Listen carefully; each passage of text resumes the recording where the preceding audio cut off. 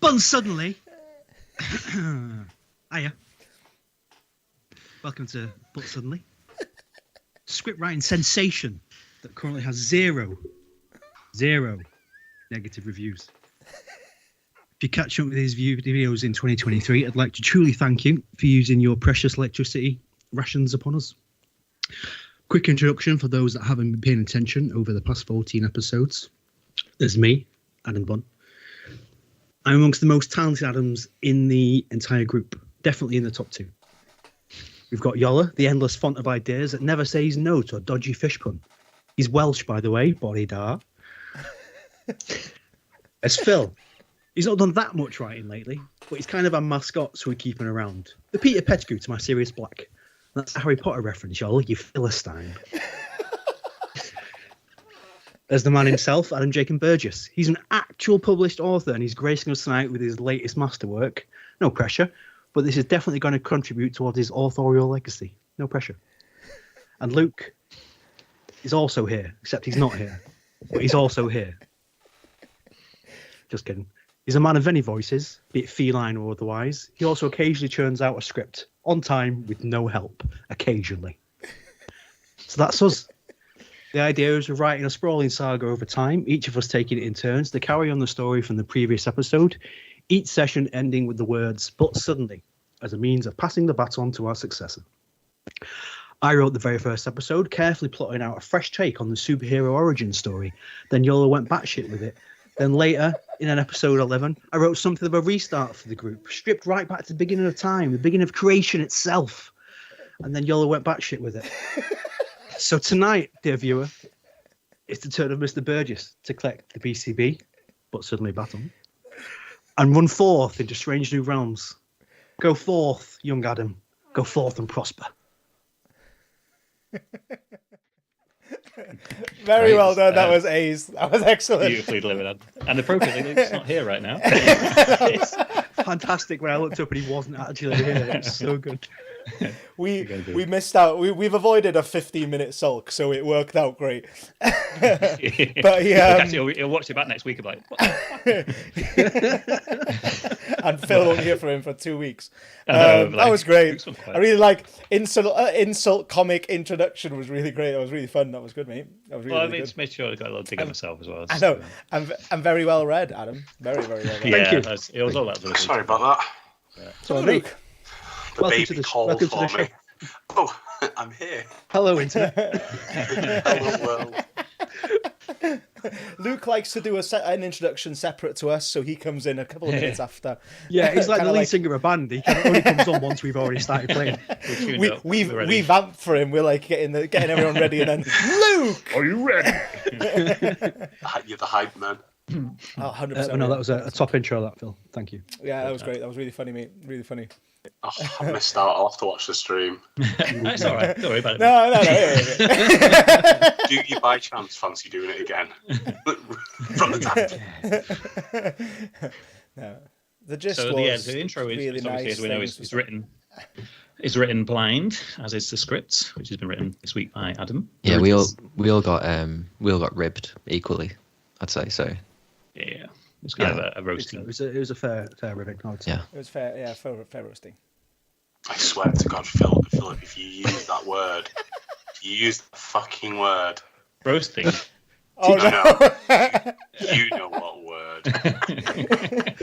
It's our word. Is it milk toast? Yes. Welcome back, everybody. It's been a minute. Yeah, it's been a while. It has been a while. I've missed it. There's like a gap in my life when we don't do But Suddenly. I've been looking forward to it very much. Me too. Curious to see what Burge has come up with. Yeah. Always. Are you curious to see what you've come up with, Burge, as well? Yeah. I only had about a chance to read back half of it, so God knows what's going on in the second half. Take it as it comes. Yeah. Hopefully it's not too topical. I don't think so. I think it's Yola will have a sort of a sense of what I've done at the end, based on what we were texted about. Okay. Oh, okay. I love that. What I've done. Excellent. Excellent. But we'll see. He's done something. what the rest of it holds. I do love, like, in our private texts, like the catchphrase seems to be "I've done a thing," and I just honestly, it makes me laugh so much anytime anyone's like I've done a thing, and I'm like, I love it. I love things, and I love when people do that. Yola longs for a thing. Yola loves a good thing. I do love a thing. I honestly do. I was like worried because I always have this like guilt after my episodes where I'm like, oh yeah, someone has to write after that. Someone has to comprehend that. Well, I mean, that's a very good point. Maybe we could do the recap, because I need help recapping what happened. Because I've written nothing to do with the story. I was hoping please, God, say that. It's incidental. I kind of write things expecting someone to chop massive swathes of it, so it's honestly fine. Should we do a recap? I feel like transition to a recap. I think it's going to be necessary for anyone watching and for us also. 100%. I mean, we had some of it recapped in the introduction. So it did start with 5 heroes. And then they did that much of a recap. Jesus. And then they went through time, and then time got reset. We went back to beginnings. Nice, simple creation story. We were planning to go on romps through history, and then we didn't. Well, we did. I took us to ancient Egypt. You did take us to little Egypt. foray. But I did bring back the main villain from... I took us to space. Yeah. You did take us to space. Good aside. And then what happened, Yola? Can you enlighten us? Wait. Can I have a go? Yeah. A recapping the whole thing. I think you must be the most sort of... recapping last time. Most people. Yes, recapping where we got up to. Okay. Should we do a transition? Do a little transition. Luke can do a noise. Oh, okay. Yeah.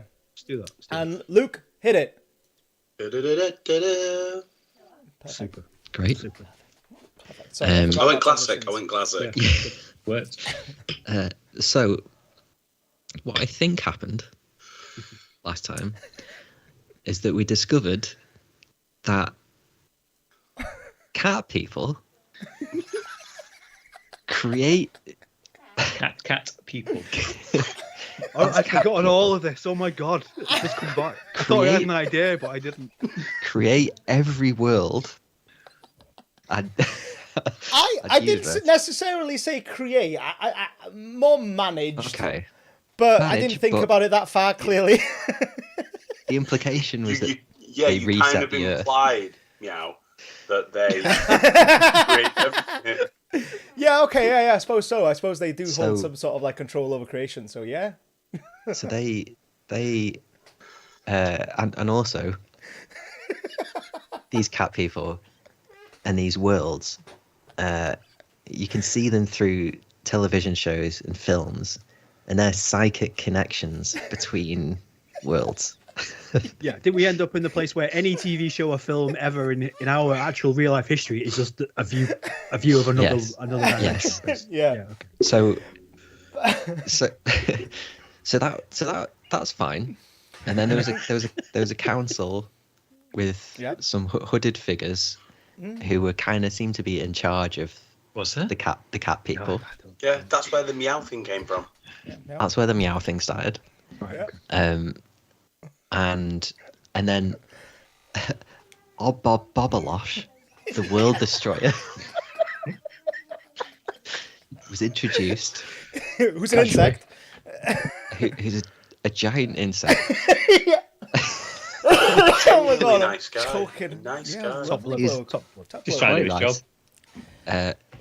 So he's been brought in to destroy the Earth because the Debonair has got power again.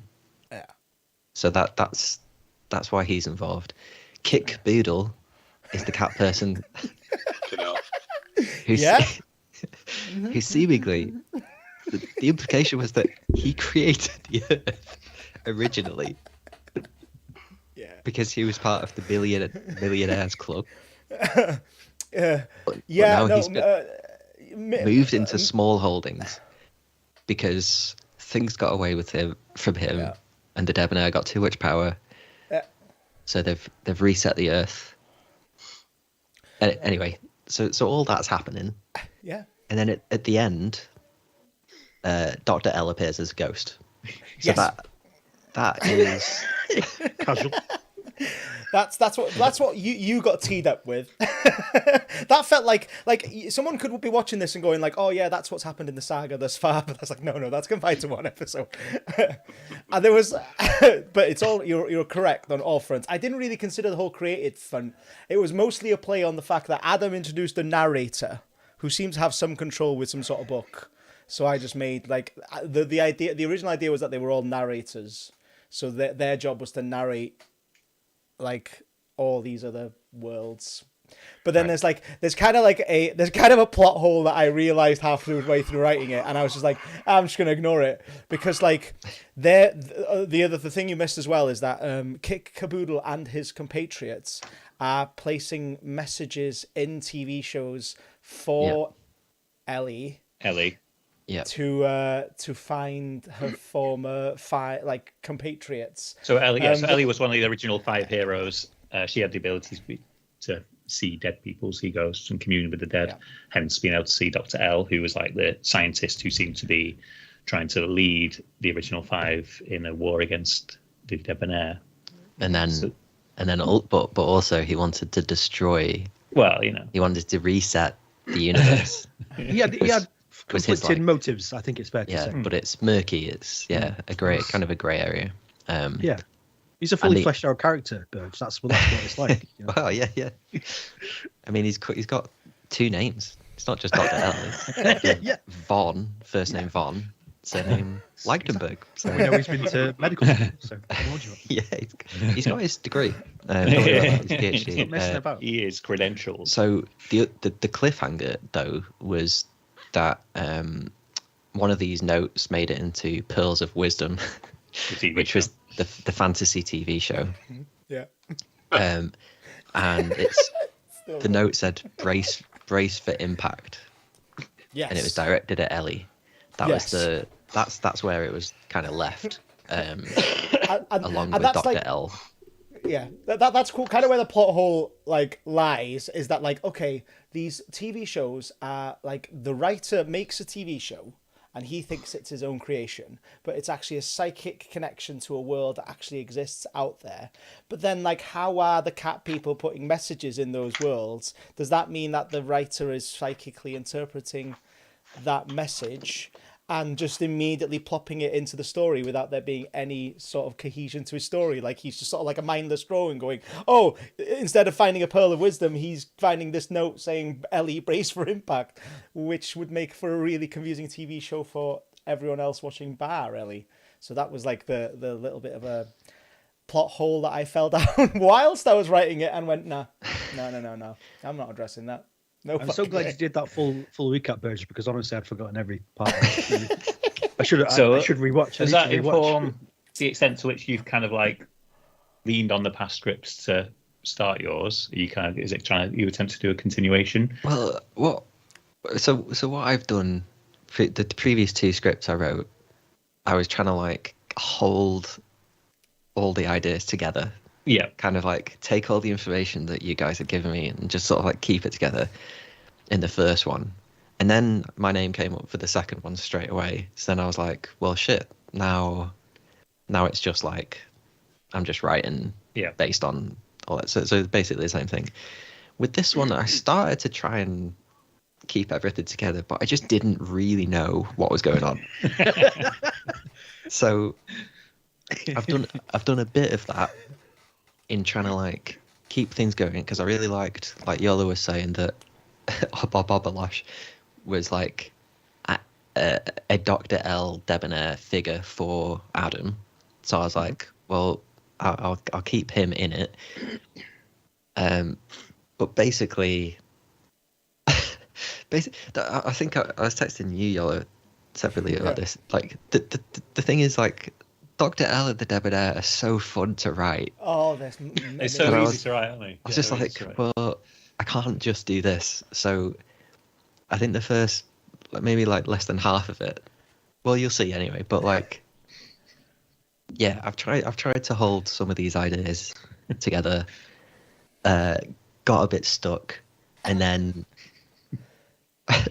and then it gets quite weird. Oh, I love Then you've it. done a thing. and then at the end, that there's like the last, say, I think it's maybe like the last 4 or 5 pages.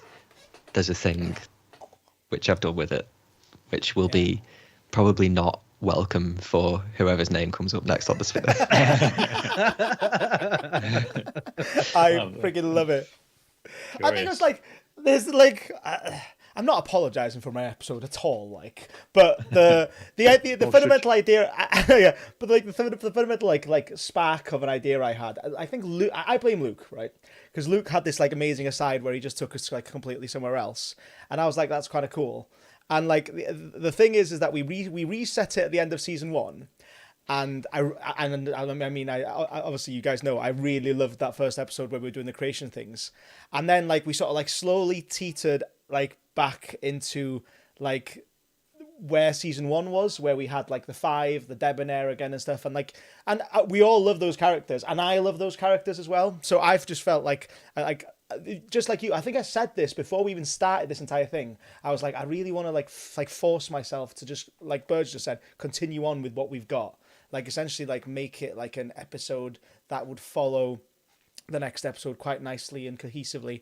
But then there's also the idea of like, it's a sprawling saga that looks like it's going to like last a long time, and why not just take it like somewhere completely different? So it was a kind of an attempt at me to just deviate it drastically, to just absolutely like fuck around. And I think we talked, Burge, and I'm not gonna like say, but like if you've pulled a wakes up from a dream, I'm already in love with this script.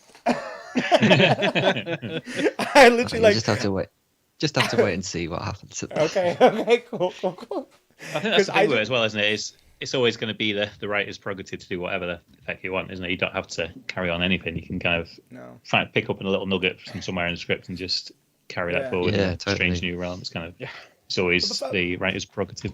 Yeah, it's like it's kind of like it's like, you know, improv games and improv training, but it's like not for improv, it's for writing. It's kind of like writing training, and I suppose you could like read into it as like, okay, a good form of training is to carry on with a previous episode, because that is something that you would have to do in writing anyway, making spec scripts for other shows and having to carry on from what they've set up. But like this is also like a fun game that we control, so like why not take it to like the heights of wherever we want to take it? Because I really feel like there was this like weird thing, and it's a really strange sort of like phenomena where you don't want to hurt anyone's feelings, and you don't want to trample on anything that anyone else has done. So at the start of it, I feel like we were all trying to be very conscientious of one another, like trying to really sort of be kind and try and really be like okay, like he introduced this character, so I'm going to consider this character. I'm not going to kill anyone. And I think Phil fucking broke the killing someone first. Yeah, episode 4. Episode 4, yeah. So that like kind of like slightly opened the floodgates and stuff. But I think like now, like the reset came along, and the reset was kind of like positively like taken on board. We, you know, like Adam wrote a fucking excellent like episode 1 after that, and I was like, oh yeah, okay, we can do this. We can just take it like bananas places, and we can, and there's some like beauty springs from it. So I quite like the craziness that's coming. But you guys know me by now that I like any sort of that kind of craziness. I mean, give me a fish pun and I'm done. But yeah, I also like craziness. And I'm thoroughly looking forward to it. So this will be a beautiful chance to transition to the script. Obviously, Luke's not here. Would it be completely unconventional to do the wheel now, just in case we're struggling for time later? Is it too weird to know who's next? Let's do it. I think it adds peril to the. And then later on we can sort of reflect on who's got it. On the subject of spinner, I have kind of improved the spinner. I made it fancier by stealing someone else's from a browser. Essentially, it's like a browser one. I color coded it, made it really nice and pretty, and then because we're an odd number, the colors didn't work, because like I have a pink and then a purple and a pink and a purple, and where there being odd numbers, there was 2 pinks next to each other. I couldn't. Okay. Hence respin. Respin is there, so we just spin again because I couldn't stand the color scheme otherwise. Do I spin it without Luke being here? I suppose we're doing this because Luke's not here, so I suppose. I think we're padding time right now, to be honest, aren't we? Let's be honest. Vamping, and go. Let's spin it twice. Why not? Oh, I got my cursors. Respin. Where's it gonna stop? Oh! we can't escape. We have a winner. The order of things. Have you Adam's noticed? Adam's always so first. weird. Always It's not first. like sort of algorithm, is it? It's like, is this a whole new thing? This or is it based on the same input criteria or whatever? I didn't read. It's based on the same input criteria. There's no like because I span it earlier to test its spinning and I got respin, and then That was a good stream. Nice to see it's finished and you're doing the select for next. It was a very short script. Yeah, it was great. You were brilliant, Luke. Sorry, the baby. I had to sing "Colours of the Wind" before she bloody got to sleep. And you didn't stream that? Fantastic tune. It's my song. It's me. Sing it now. Sing it now. You think you own whatever land you land on. I'm not going to sing the whole thing. Oh, it's a beautiful little bar. Don't worry, there'll be a chance to sing later. So. Oh no! Right, Luke, we waited because we need your sound effect before going into the script. So hit me with one.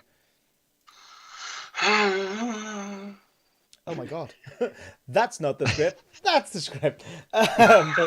So look, we did the spinner to fill a bit of time for the next time out. So it landed on you, sadly. So that was me. So I'm doing the next script after whatever. Wait, well, hang on. So I'm doing the next but suddenly script. No, I'm doing Adam he was just joking, but yeah, Adam's doing it. Okay. So the rest of us can just chill out. That's a poor joke. See, as you guys are reading this, you just sort of kick back and relax. Don't worry about it. Don't have to remember character names, plot, nothing. Just wait for the ride. Isn't that like the third time in a row now that you've been selected? Always first, fourth, every single first episode of a set. Adam's up. I think I did the first one of the second lot though, because I did the last of the first one. And we then like alternated. It was like you, then me, then you again, wasn't it? It was the no, you're right. It was the you had a Colin. big cliffhanger. It was Colin. Yeah, you had a big cliffhanger. Then I did Colin. You were like, fuck that. Yeah. As is your right. And then Burge gets to carry on his. And then I had to resolve it. Yeah. The council of Debonair. That was great. Because it's even been the case because back then we weren't even like for the first 5. I don't think we've been removing names, so it's like even more impressive that like we were keeping names in the spinner and you still came first for the every 5. It's kind of cool. First man, I guess is the thing. Yeah, it's baked in and it's part and parcel. So just before we start, one more thing to mention. There's a warning coming. Ominous. Not a warning, just a little warning. Because the last scene, the cliffhanger, was between Ellie and Dr. L. I was going to say how much sort of Burge on Burge with Burge narrating is it going to be? So I've recast basically. Okay. So Adam, you're Ellie for this episode. Okay. And Luke, you're Kit Caboodle for this episode. Which one was Kit Caboodle? Who you know well, obviously. Yeah, my two famous. Was I Kit Caboodle last time? Burge was. He was the cat, the main cat. He was the main cat. He's like going that it was left that he's having to go with Obobobolosh, the giant insectoid, world destroyer. What was the accent that you used? You played him fairly straight, didn't you? Yeah. Just complete. Don't just use your normal. Just straight on. Just do a Burge. Yes. Just do a Burge and don't put any effort into the voice. Yeah, bit sassy, bit sarcastic, but normally just your normal voice. This one sounds like Jack D. All right, I did Dr. L, and that was all I had. You did. Fantastic. Peaked very early. Are we good to start? I'm already. Yeah, go let's for do it. it. Okay. I'm hyped, man. Okay, but suddenly, episode 15, solid. Oh my god, solid planetary crust. Because I couldn't think of another title. Previously on But Suddenly, interior holding cell day. Ellie sits looking toward a TV screen as the credits for Pearls of Wisdom scroll by the screen. She sits a moment in utter confusion. What the fuck? Suddenly, a voice can be heard from beside her. I know, right? Pacing was completely off. Ellie turns to find Dr. L's purple-hued spirit stood beside her, a bag of popcorn in his grasp. Dr. L? And that Finny character, what a dickbag, doesn't hold a candle to Final Voyage. There's an enormous rumbling sound. The walls of Ellie's holding cell shake and quiver when suddenly a hole appears in the ground in front of Ellie. Ellie's robotic dog Winston emerges through the hole with a drill attached to its head. He rushes over to Ellie and immediately begins to remove her restraints with eye lasers. Classic Winston. Good boy. Ellie jumps up and rubs her wrists. Comfortable in my arse. Miss Akora, I have some important news regarding your... Can't remember my robot voice. It's so good. Not now, Winston. Ellie stares at Dr. L with fascination. She begins walking around him while he finishes his bag of ghost popcorn. How the hell are you even here? Dr. L carefully folds the ghost popcorn bag and secretes it within a ghost pocket of his ghost coat. I would have thought that would be obvious, especially to someone with your unique abilities. He gestures to his general ghostly nature. Miss Akora, the news pertains to your... Shush, boy. Trying to figure something out. Winston whimpers like a sad little robot boy. Ellie waves her hand through Dr. L's incorporeal body. Oh, that tingles in a most delightful way. Gross. Winston tugs at the bottom of Ellie's trousers with his teeth and begins growling. Ellie ignores him. It makes no sense for you to be here. Ghosts are supposed to haunt the place they died. So far as I can tell, Debonair doesn't exist anymore, so neither should you. You seem almost disappointed to see me again, Ellie.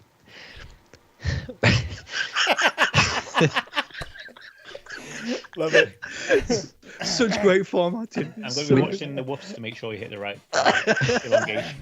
Okay, please. I'm going to count the whoops. Yeah, they won't fit, so just you know, trust your instinct.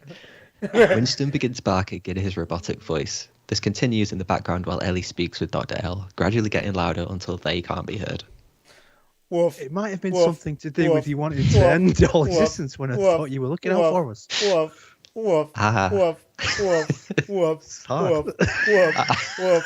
Woof. Metronome. Woof. Ah, Woof. that Woof. old chestnut. Woof. Woof. Woof. Trusted you. Woof. More than the Woof. others. Woof. I don't see. Woof. Woof. Woof. This is Woof. great. Woof. Woof. I don't see Woof. why that has Woof. changed. Woof. Woof. I Woof. make an effort not Woof. to stay friends Woof. with megalomaniac Woof. psychopaths. Woof. Woof. Woof. Woof. Woof. Woof. Woof. Woof. Woof. Are you letting me catch up here? Woof. Just Woof. ad-lib. Woof. Yeah, just woof. Woof. Woof. I Woof. have missed that specifically Ellie's sense of humour. Woof. Woof. Jesus Christ! What is it, Winston? I have located one of your compatriots. Ellie looks taken aback. Thanks, Yellow, by the way. That was beautiful. perfect. Possibly the greatest content that's ever been created on the internet. Let's be honest with ourselves. I was enjoying myself. She steadies herself against the comfortable chair in the holding cell. Oh, G. How tremendously exciting. What? Who is it? Who did you find? Dr. L takes out a second bag of ghost popcorn from his ghost pocket and begins ghost munching. Exterior, 30,000 feet in the air, day. A figure leaps from a plane and descends, seemingly out of control. It looks like the Debonair, but upon closer inspection it is an imitation, similar but with the chiseled Hollywood features. The image pauses on a close-up of the actor. We hear a record scratch. So yeah, that's me. And you're probably wondering how I ended up here. Well, for that, I'd probably have to go back 4,000 years. Oh, no. Ugh, dreadful. Cut. Interior edit. Fuck, that isn't something I have to conceive. Editing suite day. A fairly worried editor sits in front of a high-tech editing suite. The debonair sits alongside. You only really need to say cut during filming. The debonair sighs and holds up his scepter of creation. And lo, the editor's hair was coated in bird shit. The editor's shoes were thick with chewing gum, and a shoal of piranha floated ominously above the editor's head. I can say cut whenever I damn well please, you fuck. It's my movie. The debonair tries to maneuver the mouse in order to see more footage, but it's clear he is less than adept with the technology. Just show me something else. I thought what we'd shot was gold. Solid gold. The editor looks up nervously at the weird floating piranhas and then scrolls through the footage from the film, which zooms past on a large screen. Stop! Right there. This scene was a hoot. Let's see how it looks. The screen shows a poor imitation of Dr. von Leichtenberg in a cheap-looking lab coat, talking with the Five, if the Five were awkward and gangly. The editor taps play. Oh, noses! My overly I cannot do it, Jeff. That's great. That was good. My overly complicated plan to take control of the debonair has failed, and I am a poo-poo head. Mon Dieu, whatever shall we do? And I'm a poo-poo head. I guess that's why they call him master of all time, space and creation, and I'm a poo-poo head. I think he's like really, really fit as well. And I'm a poo-poo head. Oh yeah? I just want to rub my spider junk all over his Debon body, and I'm a poo-poo. Cut. The editor looks at the debonair, up at the ominous shoal of piranha, back at the screen, and then back to the debonair. The footage continues to play in the background. Do you mean cut this scene, or...? The debonair sighs and waves his scepter. The piranha descend upon the editor, whose face is completely ravaged. He kicks the editor's wheelie chair, which rolls to the other side of the editing suite, revealing a dozen other editors whose faces have all been chewed off. Always with the back chats. And lo, an editor appeared in front of his edit suite, and this one didn't have an inch of backbone. Another editor flops into existence in front of the debonair. This one literally has no spine. The editor spools onto the floor and writhes around in agony. Kill me! The debonair rolls his eyes and stomps on the editor's head, sending up viscera every which way. Ugh, gross. Something on the screen catches the debonair's eye. A white card that flashes but for a moment. Wait, what was that? He fiddles with the keyboard and manages to scroll back to the image. The white card reads, Ramon, 42 BC, Ancient Rome. Now that is very interesting. Interior dimensional bridge, indeterminate time. A bright shimmering tube of light spans across what looks like space. Galaxies spin and burn in the distance, a trillion stars winking in and out of existence. Inside the tube, a disgusting giant insectoid, Obobobolosh, or Bob, jumps down a bag of popcorn. A tired and disheartened cat person, Kit Caboodle, sits next to him as the dimension bridge transports them toward Earth. I don't think much of this popcorn you've given me. It's popcorn. I much prefer dirt or mud, that kind of thing. Right, yeah. Or clay, silt, dry land, ground, sod, clod, turf, terra firma, solid planetary crust. I'm not fussy. Excrement, bones, sludge. As Bob continues to name things he'd rather eat, Kit stares out of the dimension bridge. Come on, Ellie. Put it all together. Find the others. Please. What was that? Oh, nothing. Just thinking about what you said. Wow, a true listener. We really are going to invest buddies. As I was saying, feces can be tasty depending on where it's come from. Geeses, no. Sharkses, no. Bumble quantocoxes, definitely. No. Foxes, strangely, yes. Kit stares back out at the stars as Bob continues talking. Interior small holdings. Sorry, before you carry on, I love excrement, bones, sludge. Which makes me laugh. That was the best thing in the world. That was. Carry on, sorry, mate. Interior small holdings, indeterminate time. Rows and rows of computers and desks are frantically attended by rows and rows of cat people. Cara Melodoon and Fluff Meadows march back and forth. rallying their fellow cat people to input the list of names and dates that Kit left with them. Wow! Come on, my fellow feline. Haven't come this time. It's going big. It's got, oh, that's it. Yeah, That's you right, have to. Meow. There's the energy. That's right, Meow. Kit and the World Destroyer could arrive at Earth any meow minute now, Meow. Obviously, time has no meowing here, so I don't get how that works. But still, Meow, time is of the essence. Meow. A nerdy-looking cat person raises a hand meekly. Kara gestures for them to speak. Meow, are we sure we won't get in trouble with the council for this, Meow? We're small holdings, remember? They probably won't even notice. Meow, but what's the point if our worlds are so small that no one pays attention to them, Meow? This world I've been working on still doesn't have any viewers, Meow.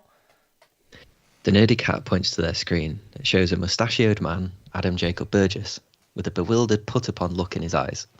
The man is framed by a box and a title, which reads, On the Line, Online. It doesn't matter how many people across the world see the notes, Meow. The goal is to spread the message as far as they'll go, Meow. So that one's of the 4... The 5. We'll see it now. We'll see it now, Meow. Wipe that frown off your face, Meow. Have a sup of milk, Meow, and insert those names, Meow. Fluff produces a saucer of milk from nowhere in particular and slaps it down in front of the nerdy cat. Milk sloshes all over his keyboard. Chop chop cats, me wow. Montage. The focus shifts between the myriad worlds that the cat people are interfering with. Interior loft space night. Adam Jacob Burgess is framed as before. A heading on the frame reads, Topic, Waterfowl. Oh my God. He looks frustrated as he listens to his producer, Steve, who can be heard off screen. I thought you said you were interested in ducks, so I got you a bird spotter. I said Duke. Doesn't sound anything like duck. Oh, okay, sorry. I think maybe it's your accent. My accent is absolutely fine. Skimp, 1415, Agincourt. It's supposed to be a section on Prince Andrew. Why would it be asking about ducks? Interior living room day. Captain Coons sits dressed in an American military garb in front of a young boy. He holds a gold watch in his fingers and directly addresses the boy. What are you doing to me? What are you doing to me?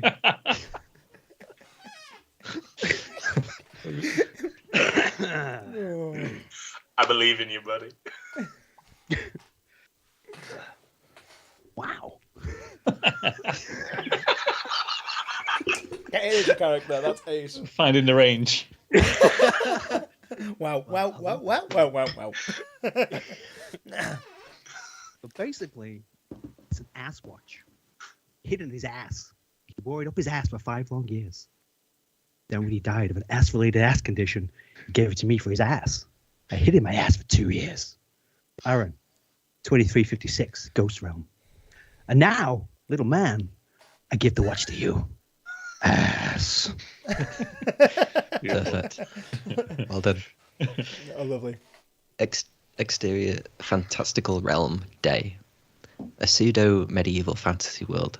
Several hundred people or more are gathered within a village square, listening to an orchestra made up of elves, gnomes, dwarves, and all sorts. The orchestra finish their piece, and the audience sends up a rapturous applause, except for one person. A very unhappy elf stands with her arms crossed. This is Aloria Sniffledown. She directly addresses the camera. No, that was a crock of shit.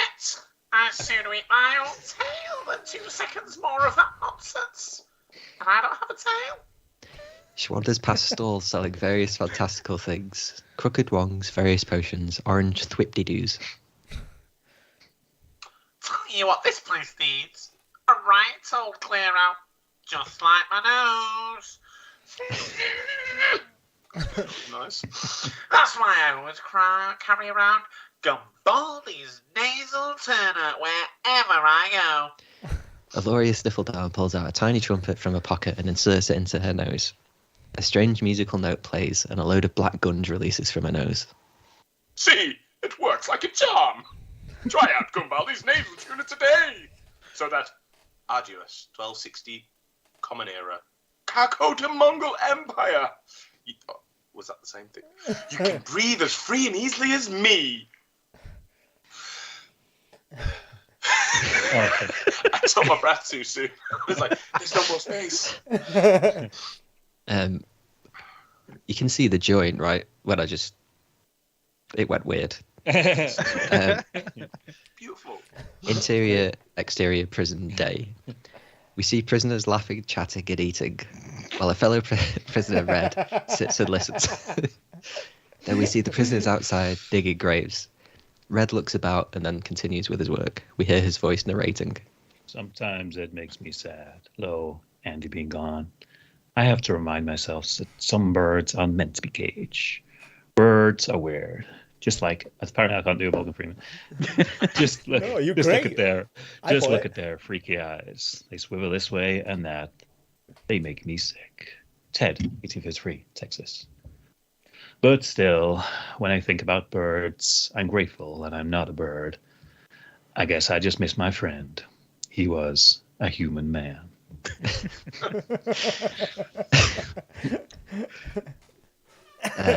Exterior, Cragulon 5 day. I was going to jump in. I love that before we started, he said, I got to about a few pages towards the end, and then I did a thing. This isn't the thing. Yeah, that's scary. That is terrifying. This is on message. This is on message. This is all level fair game. You'll know when the thing happens. Oh, I thought online might be the thing. Oh, I love that. That was brilliant. Cool. This one's for you, Yellow. Exterior Cragulon 5 day. A felt planet is in the process of being eaten by a large fuzzy monster. It has 3 eyes, 4 horns, and it looks very sad as it bites away chunks of the planet, sending ribbons spiraling away.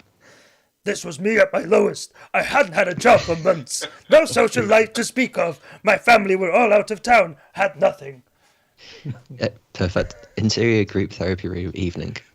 Fazaros sits in a circle along with a dozen other large Muppet creatures. The others nod while Fazaros talks and murmurs in encouragement.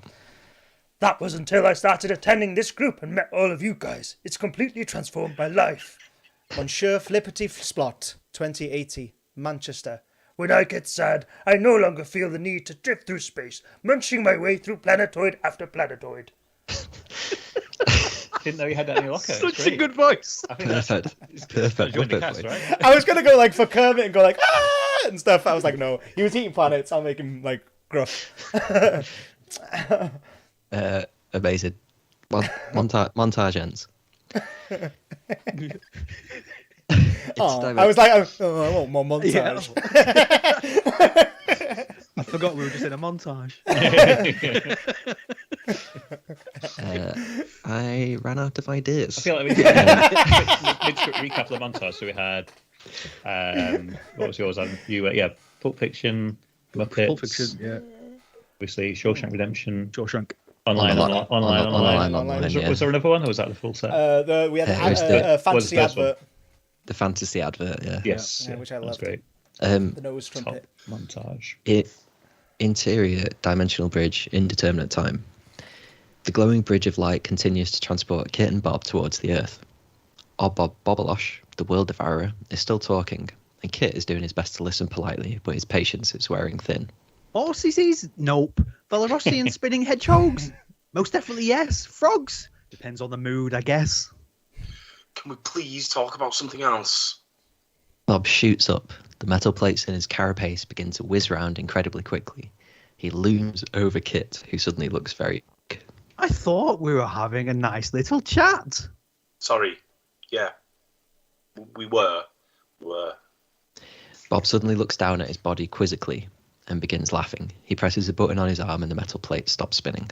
Oh, goodness gracious. Sorry about that. You must have thought, with the plates and all, you must have thought I was bearing down on you or something. Kit laughs awkwardly. Something like that. Bob smiles a wide, disgusting insectoid smile at Kit. He speaks again, but there's an edge to his voice now. Believe me, you'd know if I was bearing down on you. Anyway, why else would you have suggested a ridiculously slow and outmoded dimensional bridge if not to get to know each other better? What kind of feces do you rate then? Kit shudders. Well, I don't really eat feces. Bob stares at him. After a few awkward moments, Kit continues talking.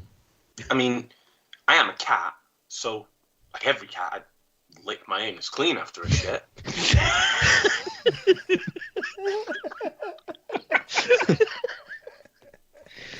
Bob pulls her face.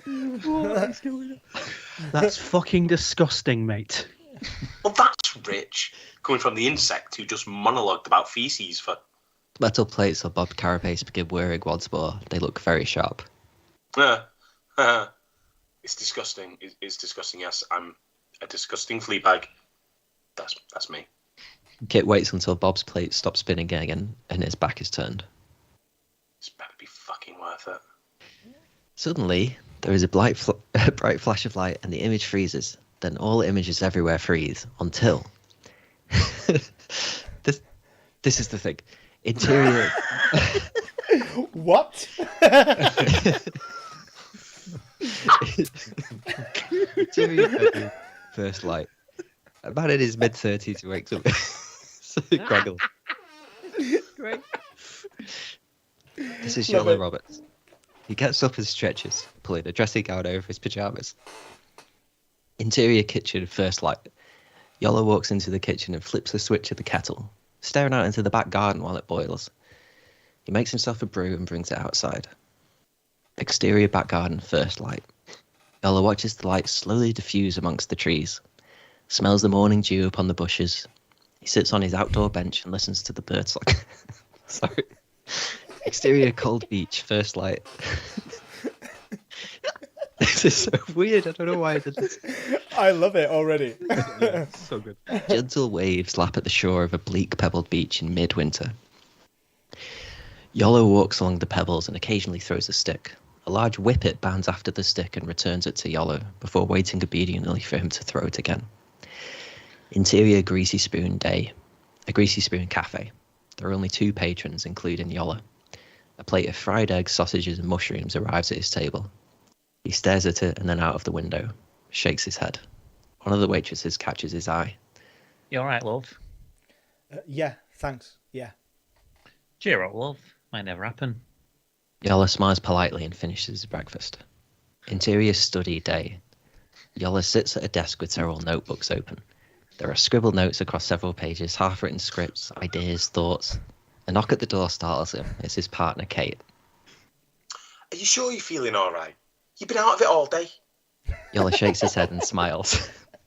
Let me get Kate so she can kick your ass for that. Yeah, honestly, I'm fine. It's just...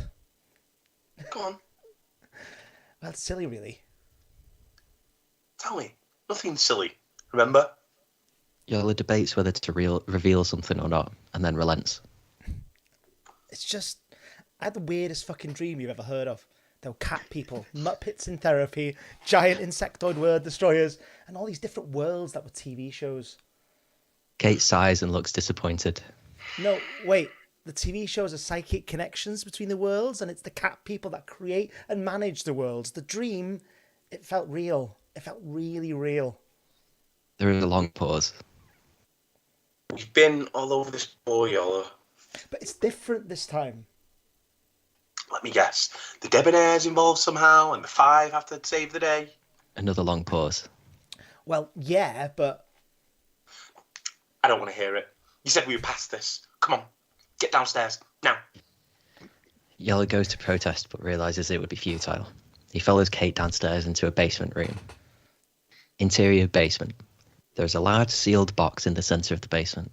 It's so big that it's like a room within a room. Kate walks up to the box and inputs a code into a keypad. A door slides open and she gestures for Iolo to walk in. It's for your own good. Iolo looks at Kate and then hangs his head in shame. He walks through the door and passes through a film of pale yellow light. Interior sealed room. Inside the sealed room, there are 4 men slumped on the floor. Each of the men has a long, unkempt beard. They raise their heads as Iolo walks into the room. The men are Adam Bunn, Adam Jacob Burgess, Phil Roberts, and Luke Williams. Sorry, dude. Iolo begins pacing the room quickly, feeling the walls. The yellow film of light covers every inch of the wall. It's pointless. The force field has an anti-character generation quality to it. But there must be something we can do. We can just write our way out. What, like Hamilton? Phil points to a sign on the wall. Yola walks over to it. It reads, "Respect the commandments." What does that even mean? Anyway, there's got to be a way. Luke, surely you must have thought of something. Luke turns toward Yola, a manic look in his eyes. Luke, Lukey, Luke, Lukey, Luke.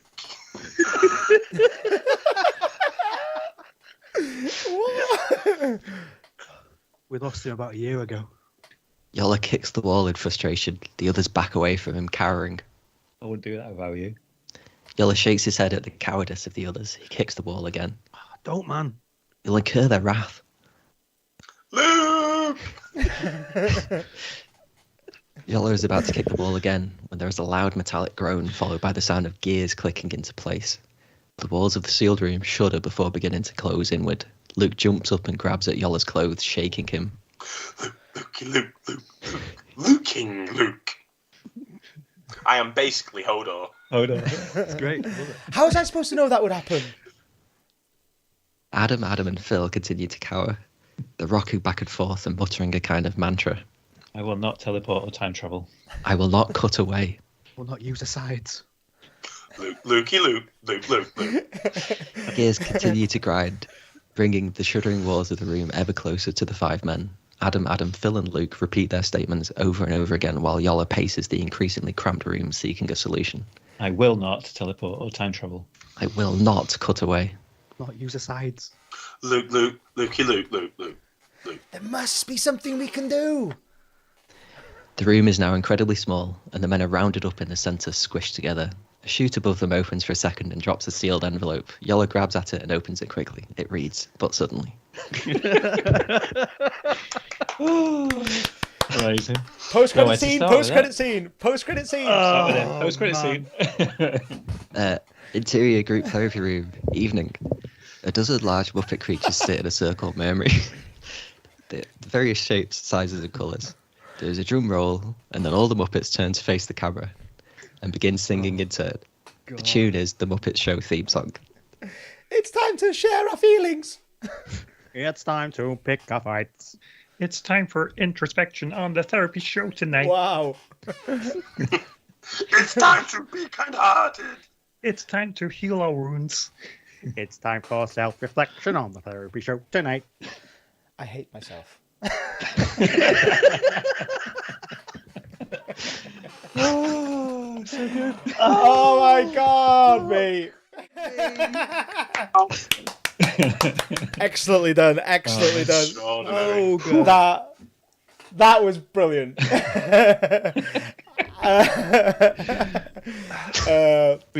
don't know where to start with that. So yeah, me and we were talking earlier about what me and Burge were talking about, and I suggested something it wasn't a suggestion. I was like, it was between, because Burge was asking questions about mine, rightly so, because it was so convoluted, and then and I was like, you know what I was going to do was I was going to essentially make a trap for the next person, make a inescapable room. And like you've literally just done now, more successfully than I ever would have. Good luck. Where you make an inescapable room where you're not allowed to do asides, you're not allowed to cut away, and you're not allowed to time travel, and you have to essentially solve how to escape it. And good luck with that, Adam. Yeah, I love Breakout. It's great. You love Breakout. You love all that. No, what else? And you did Waking Up from a Dream, so I immediately love it. Yeah. How are you going to worm your way out of that one? Jesus. I might not. I might just do a really. I'm just going to really deep dive into our own personality flaws and traits for an hour. A bottleneck episode where we just literally really, really assess it for really long, and then but suddenly appears again. I love it. But yeah, that was ace, mate. That was so much fun. That was so much fun. It was great, man. Really good. Did you enjoy it, Burge? Did you enjoy the delivery? I mean, yeah, the delivery it was just perfect. Yeah. I'd like to apologise now to Christopher Walken. It was good. Well. I feel like was the Morgan Freeman there before I moaned about always being Samuel L. Jackson? Nope. So I was talking my way into that one. Fair enough. Literally, as soon as that came up in the group chat, I was like, That right? Okay. This dickhead. That was ace. I love it. Oh, that was amazing. So good. What was the inspiration between Luke? Some of your most inspired lines. I don't know. It was just like I don't know why I chose you. It was just I know exactly why. It's because I know my own name. Really well. Someone who can deliver his name in different ways. I can't, he's got you got a Lassie type quality though, because I'm sure you were trying to say things, because like when you said Lukey Luke, you Luking Luke. I'm pretty sure you're insulting me there, but using the Luke. Yeah, it was like I'm Groot. It was. Yeah, that's what I was going for. That was what I was going for. Yeah, it was great. Perfect. Why do you all do really good Muppet voices? Why is that? Because of Muppet Christmas Carol. It's just always it's always there. Yes, it is genuinely a yearly tradition. Muppet Christmas Carol. It's up there for me with Jason and the Argonauts. I have to watch it every Christmas.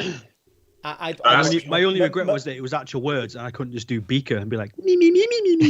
That'd have been good. You should have just done that. You should have just planted the words with Beaker. I'm gonna write Muppet therapy session though, 100%. I'm writing that. Oh yeah. Begging for it. Phil beat me to the Kermit the Frog. Well, you know. I was then going to do Miss Piggy, but I panicked. It's one of the two for me as well. To be fair. Kermit.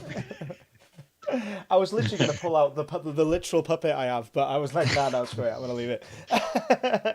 But that was brilliant, mate. You really play with the concept. You've got this like really like knack and like a real talent for just like, I don't know, like seeing what the Purvis and Previous did, and then just like sucking out the good parts of it. It was and like literally like putting it in your script. It was just amazing. Well, like, you just literally like. I mean, no, I was not gonna say like sucking out like it's gone, but like literally like just make it solid gold. Yolo's backtracking. no, but make it like literally. You know what I mean? Though, like I was like, I struggled with my episode because I told you guys during my one where I was like literally trying to make like it was gonna try and be like 3 TV shows, and then the reveal that one of them wasn't actually a TV show. It was like every other people. I wish I'd have fucking thought of montage. Because that was well better, and that was so much fun. I mean, I literally didn't resolve anything. Nothing changed from Oh my god. like the start to the end, other than the cliffhanger, I guess. But oh no, it was ace. I think you did it justice, because this is like when we first discussed the sprawling saga, it was you can be in space one day and the other things and stuff. I much prefer, this is my personal opinion, I much prefer the more chaotic version that it is now, where it's literally like things are we wake up in another reality, or like there's cats ruling reality and stuff. We could just be somewhere completely different, because it adds to the excitement that next episode we can literally go anywhere. It's a lot of fun. Because Adam has to stay inside that effing box. I was trying to so like the bingo card that you had up. Give me 1 second. Bingo card is coming up now. Bingo card there. So I think the ones we hadn't done were it was all a dream, sing song, and us as characters. So I was like trying to check them off. Nice. We've done. But you got Robot as well, didn't you? Italian Tony is the last one we've not done. Italian Tony. Nice. Interesting. You got an in. You got an in. It's just gonna be us. It's like Reservoir Dogs in a factory. Nothing going on. Just drama. Italian like literally just a full-on Italian Tony biopic, like a full-on movie, like these new Elvis ones that they do and Elton John ones. It's like Italian Tony the movie. No, you know what you need to do? You need to do Italian dwarf named Tony. That's what's got to happen. Well, Burge covered dwarf, because in the advert there were dwarves in the. Yeah. And he said it was stated that dwarves were in the dwarves were doing the performance, I believe. Yeah, in the orchestra. I always enjoyed. I loved Dr. that it L. went into On the Line Online. That was I know, Yeah, that was great. That was brilliant. So That was really fun. I was like, that's why I was like, okay, this is Burge's genius, because I would have made it like 3 steps more convoluted and have it be like, oh yeah, we are a reality in this, and like us writing, but suddenly is a part of it. But On the Line Online bit was fantastic, and I miss On the Line Online. Can we do On the Line Online again? I really miss it. Tune in next week to find out. I want an episode 3 of On the Line. I'm just scouring the script for the references to the other 5 as well. So you got Aaron's in 2356, Ghost Realm. There was a Ghost new Realm. one. Yeah, that's a new one. Ted was Yeah, it's a new previously one. mentioned, wasn't he, by Yola? Yeah. Was there someone else as well? Was there someone who's not been mentioned before? Flippity Bloppity Monsieur or something. Flippity Splot 2018 Yeah. in Manchester, who I love. Or do a biopic on that. Monsieur Flippity Splot 2018 Manchester. So yeah, you got a few things to play around with, Adam. It's just how you get out of this little hole. If I get out of the hole. Yeah. I can easily kick that can down the road. Don't worry about it. This is going to be stall tactics for like the next 5 episodes now. Yeah. Until And Burge they is never back. left Yeah, the you do room it. again. It makes me sad that Skimp and Arduous are like 2 centuries apart as well. It's like, these guys just need to be together. I know, they're Yeah. besties. It's going to be the greatest love story ever told. Yeah. And that's the other thing. We've not had a love scene yet either. That's going to be an interesting Oh, yeah. first.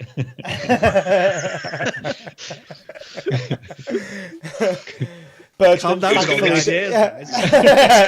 It's going to be disturbing, because the problem we've reached now is that because we're used to reading blind, we just go for it, and there's I going to be know, a love 100%. scene, and I think it's going to get very risque. I don't know. I was kind of hoping that Luke's Kate was going that way, because it was doing something for me. It was a trend. In a way. Yes. Can't wait for my script, Luke. I'll go buy a wig, mate. Absolutely. But it was that was so much fun. That was loads of fun to read. That was ace. Very much enjoying I the love it. convention of the post-credit scene as well. It's- Yeah. Oh yeah, post credit. Post credit scene's great. I really like What was a bit disturbing from that is that we all knew the song. Yeah. The Well, Burge referenced it in the WhatsApp, didn't he? Put like a GIF there, and I was like, oh, interesting. Yeah. Oh, he did. Look at him, little teaser trailers. I For can't. Hamster Egg marketing campaign. And you satisfied my love of puppets. Thank you very much for that. That was very nice of you. That Muppet voice was so good, Yola. Yeah. Genuinely amazing. I've not practiced puppet voices. What are you talking about? Do you know what it reminded me of? It reminded me of Ludo from. Yeah, it was a bit Ludo, and it had like a hint of like Cookie Monster, a bit of like Fozzie in it. It was great. It was good. It wasn't just like flat as well. It had proper intonation. It went up and down. It was. I really enjoyed it. Because they all seem to have like this weird like they all have like this weird foreign like twang to them, the Muppets, where they're just like, I like doing this. Like it's literally like it's really weird. I noticed it. I love Muppets Treasure Island, so like Muppet Treasure Island is one of my favorite movies. I'd watch that all the time. And just channeled that. Phil Henson over there. Phil Henson, yeah. And Phil Henson and his Kermit. It was just flawless Kermit. Oh, mate, Flawless Kermit. You were putting yourself down for the Morgan Freeman. That was an ace Morgan Freeman. I was like thoroughly convinced. And even Christopher Walken, I was like, I could never touch a Christopher Walken. And you really nailed him. I feel like towards the end, I was like, that's classic Walken, that. And I love that so much. I don't like. I tend to like latch on to certain like little phrases. What did I say? I literally stopped you just to tell you how much I loved that, and I still love it. Excrement, something. I think both Christopher Walken and Morgan Freeman, it's sludge. very much the delivery, isn't it, rather than the actual accent or voice or anything. It's kind of just the elongation of syllables and stuff. Yeah. And I've watched probably an embarrassing amount of Christopher Walken impression videos on YouTube this week after a subtle hint from Burge, and just been sat working like doing many Christopher Walken impressions, and it failed. You answer the phone. It's Adam. It failed me on the night. No, it didn't. You did great. Paid off. It's It's in there a Adam. little bit. I liked how little man. Obo Bobolosh, you made him like really intimidating. He was kind of scary. Like the nice scary. Like Adam like nailed it where he was like, you'd know if I was bearing down on you, but like in the nice voice, it was really scary. I couldn't remember in any way the voice I did last time out. I went just like ultra sort of happy and I think perky. that was right. Yeah. That was it, good. yeah. It was I think that was really about good. right.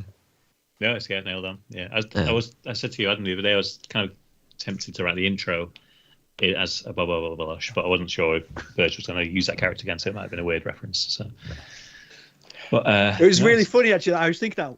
So it was really funny in your intro that you did almost like an introduction to all of us as kind of like characters in the. Yeah, that's worked out really well, and then it came. And then we actually turned up in the script. This show that was really good. It's really funny. It was so funny. Almost like you prepared it, but we didn't. We're we not were talking about coherent.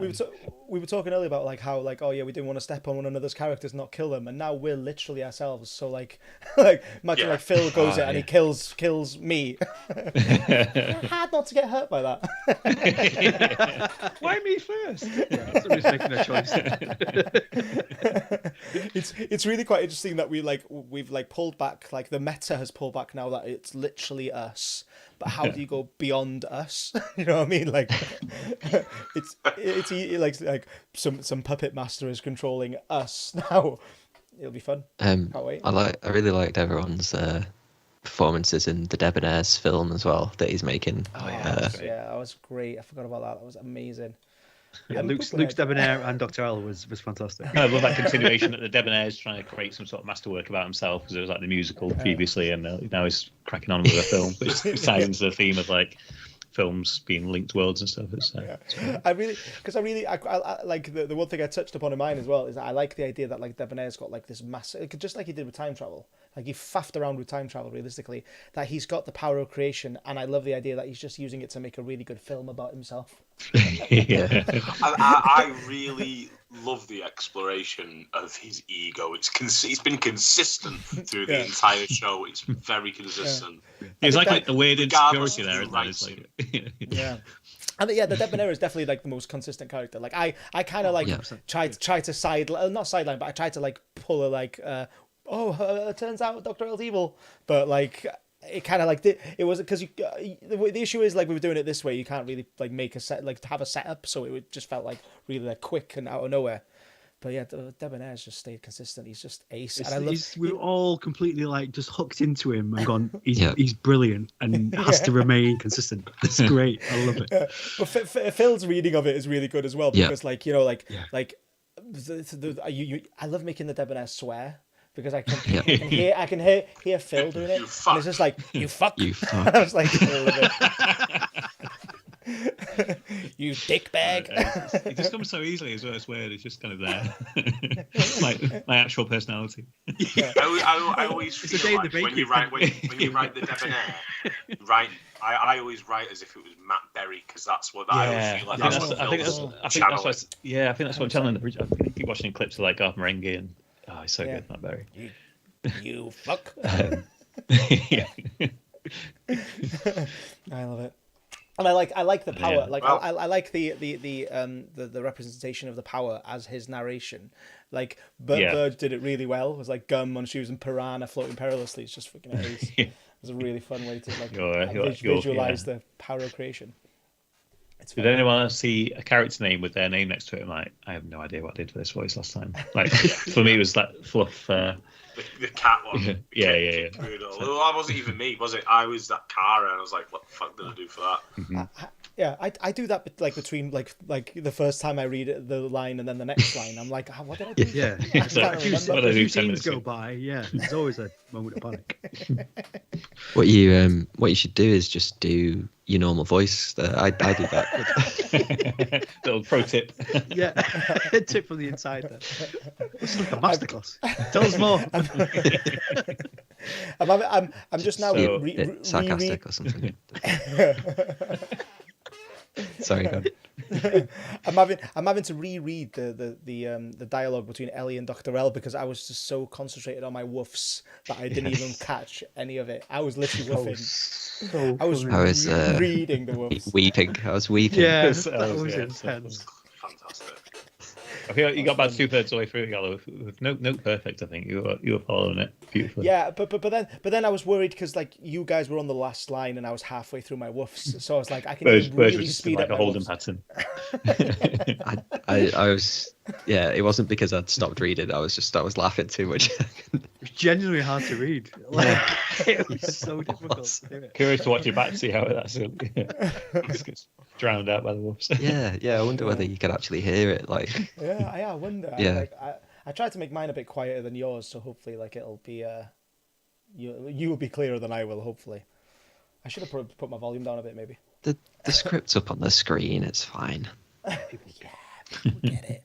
People get it. When we eventually become like uber famous for this, and they go back to our like old catalogue, they'll love it. Yeah, early genius. Yeah. Already looking out for things that will get us cancelled. I think it's fairly clean on this one. Some dodgy French accents, but I think other than that, I know, yeah. And well, I suppose me always being the African American guys as well is going to cause me issues down the line. But, I think it's fine. I think we're safe because yours is good and it's inoffensive. I feel like if we vary, then we're in dangerous ground, but we know where we are with you. So and we Philip Downey Jr.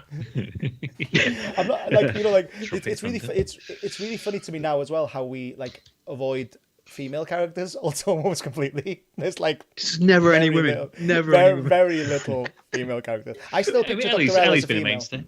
At least female, yeah, that's true. She has been a mainstay. I still think of Dr. L as female. I had to last minute before the last one I had to last minute change it from she's to he's, and I don't know why Dr. L is a female in my head. But you interpreted that from Burge's like initial reading, though. I think I did. I don't know why. I think it's like I just pictured like a stern German lady, and I just can't get it out of my head. Literally, to the point that like Dr. L placed her, and I'm like, no, his. It's a him. I can guarantee that if we listen back to that first episode, there is no way that I sounded German. that definitely came in like, well, I still don't sound German, but it definitely came in a few episodes in. I don't know. I think it was there. I think my 100%. description was something like slow mechanical voice or something like that, and you were straight away with like the Slow mechanical voice was a scary Nazi guy. great description. Lick the word, yeah. I liked her the thing that you added later on, the mispronunciations. That's like that was great when that started coming in. That was fantastic. I put in so Aloria, Sniffle Down, and Kara, I think, are women. Yeah, that's true. I do tend to get a lot of the female voices. Yeah, you do. I think you just read them well. I gave Adam a few in mine. Very much. Yeah, I had a couple. Does not faze me Cleopatra whatsoever. I am fine with those shoes. Italian Tony's definitely going to get Phil cancelled, by the way. But, it's a risk we're willing to take, Phil. Some of you may die. I think it's fine if we haven't colonized the place that we're doing the accent from. It's tough. It's tough for us. That's a line, isn't it? But yeah, excellent readings all around. How did you find writing it, Bud? Did you enjoy the writing process? Yeah, it's fun. Done speedily. Yeah, I think it was like one of those where I was dreading it a bit because I had literally no ideas when I sat down with it. I was like, I don't know. I was kind of like, right, I've got a day on Thursday. I'm going to sit down and just see what happens. And then as soon as I started writing, I was like, all right, okay, well that'll be quite funny. So then it just kept, and then when we were texting about the like, I love that. The bingo card and then the locked room, I was like, well, I've got to get the locked room in there. That'll be really funny. And then the montage was like a kind of a late edition. I was just like, right, so it's any TV show or film. So that means like we could be like the cat people have done us as well. So then I was like, right, online's getting in there, and then I was going to do like infinitesimal and I was going to do all of our streams, but then I was like, that feels a bit circle jerky. I can see that. Especially when no one's watching it. It's a bit like. I was checking before on one of Adam's little shorts. We've got 33 whole views. Not bad. There we go. Shorts are a really good way of drawing in views. I know. We're not sure we talk about this now, but I think that this particular stream could be ripe for shorts. I think there's loads. This one's amazing. 100%. And online. I think we need to bring online back. But that's sorry, you were vamping up for finishing. Just quickly, do you know what would be a great set of shorts to do? Just a short full of all those times that we've had to do celebrity impersonations. That would be great. Hugh Grant, and the two from this one. Is there another one? Also, the Debonair's musical. They were like, Patrick Stewart was there. Was it Luke who did Patrick? It was pretty solid. Yeah. Who else was Who was a few? Pierce Brosnan. You also Adam did a really good Tom Hiddleston as well, I believe. Okora. We have Derek Okora. Derek Okora. There was a Robo. Like some of the Robo prime ministers, like Tories, like Boris, and we had Bojo, David Cameron, William Hague as well. I think turned up in there somewhere. I love Robo Bojo. I love how we're getting sentimental about it already. It does feel like we've been doing it for fucking ages. Like it's 15 episodes in now. It's crazy. We've been doing it for about. Is it a year yet? Where are we? 15 episodes in. This is the first time in the intro we've actually introduced ourselves. Wow. It is, wow.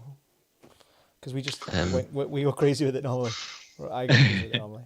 Anyway, maybe we should wrap it up. Draw the next week we're doing our writing prompt next Thursday, and then possibly 2 weeks for But Suddenly. But we'll speak to Adam, see how the inspirations are shaping up. Cool. Before we go, just drink Vera Moretti. 10% off. Use code Burge. Burge beer. Yeah. Bye everyone.